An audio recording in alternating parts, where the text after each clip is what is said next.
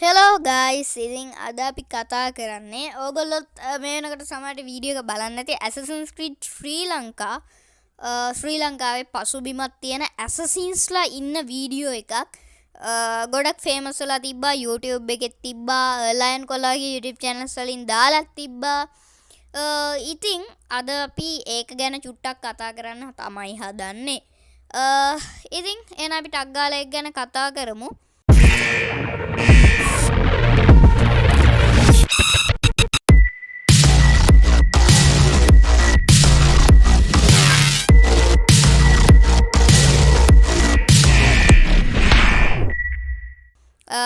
ඇත්තටම ඒ වීඩියෝ එක Ubisoftලා officially share කරපු එකක්ද ඇත්තටම නැහැ Ubisoftලා ඒකට කිසිම සම්බන්ධයක් නැහැ ඒක ඇත්තටම ගොඩක් අයගේ මතයන් වලට අනුව තමයි මේ වීඩියෝ එක හදලා තියෙන්නේ සමහරලාට අපේ ලංකාවෙම ක්‍රියේටර්ස්ලා ටිකක් වෙන්න පුළුවන් ඒක හදලා තියෙන්නේ ඉතින් කොහොම වුණත් ඒක ඇත්තටම ඒ ක්‍රියේටර්ස්ලා ගොඩක් හොඳට ඒ වීඩියෝ එක හදලා තියෙනවා මොකද ඒක ගේම් එකේ ට්‍රේලර් එකක් වගේම අපිට පේනවා ඒ තරම් ක්වොලිටි වීඩියෝ එකක් තමයි ඒක.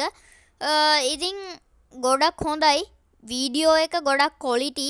ඒ වගේම අපිට වීඩියෝ එකේ බලා ගන්න තියෙන දේවල් වලට ගියාම ගොඩක් වෙලාවට මට නම් හිතුණ විදිහට වීඩියෝ එකේ මෙන්ෂන් කරලා තියෙනවා සීගිරිය.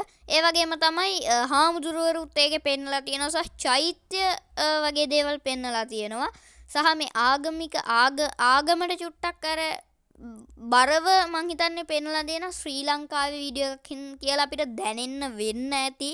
ඒ වගේම අලි ඇතුන් අපිට බලා ගන්න පුළුවන් වුණා සහ එක එක වීඩියෝ ක්ලිප්ස් මං හිතන්නේ ක්ලිප්ස් කීපයක් එකතු කරලා හදලා තියෙන්නේ එක එක තැන්වලදී අපිට එක එක ප්ලේයර්ස්ලා තමයි බලා ගන්න පුළුවන් වුණේ.